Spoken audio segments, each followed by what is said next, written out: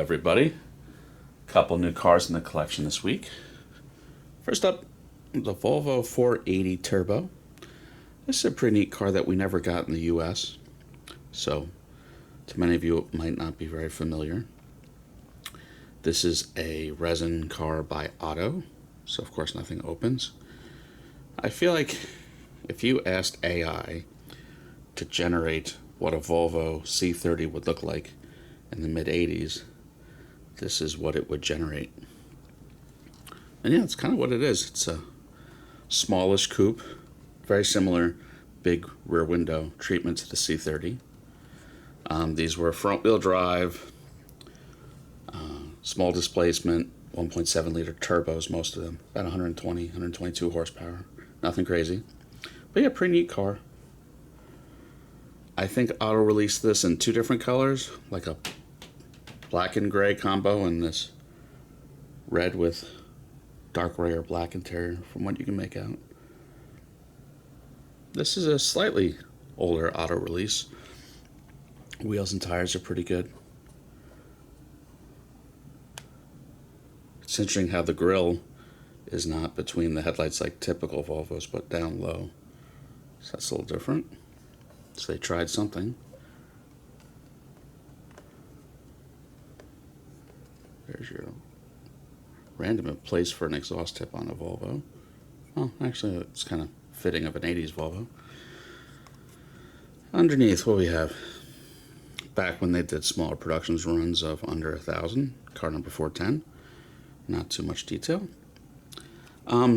Retail would have been pretty low on these if you bought them direct. But all these cars wound up being about 129 landed or so. I think I paid like $60, so at that price I'm not mad at it. The older Otto box that does not have any kind of picture preview of what it is. It's not too exciting there. Up next, a 1946 Ford Sportsman by a brand I typically don't deal with, but this is opening diecast, and I think the claim to fame, this had either real wood or it's very convincing fake wood on the model at least. This is one of those like signature brand, which is I think a division of Yachtming. Yachtming is kind of the bargain basement, not to insult anyone in terms of diecast quality, but their signature series was actually pretty good. So this was immediately after the World War II, where all the American car companies were not really making anything new. They had to take a few years to retool, and so they were basically selling pre-war cars immediately after the war. But this was an exception. They did redesign this car for 1946, and this was Ford was kind of known for their Woodies, obviously after the wood paneling. This was the first Ford Woody convertible, so pretty neat. Details pretty good. Again, it's really hard to tell, but this really does feel like real wood, and that is the hallmark of this model. You've got a spare tire. You do have big dog legs. This is not a highly detailed, high-quality model. There's no carpeting in the back. The top removes, and the top is actually fabric, which is a nice detail. And the seats are crazy. The seats are all covered in fabric. I don't know if that's a simulated leather, but there it is.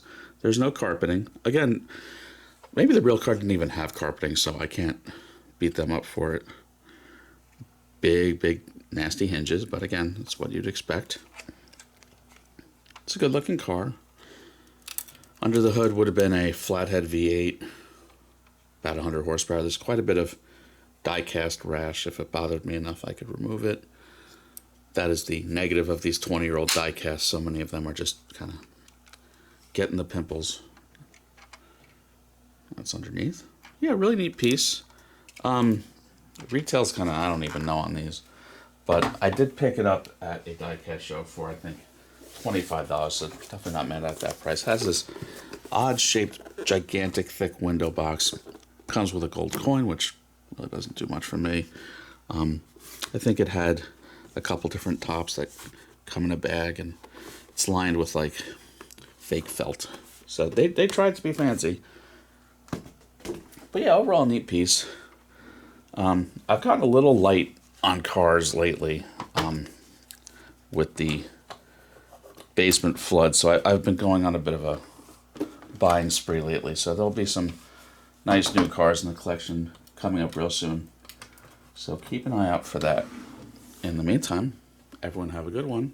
Please like and subscribe.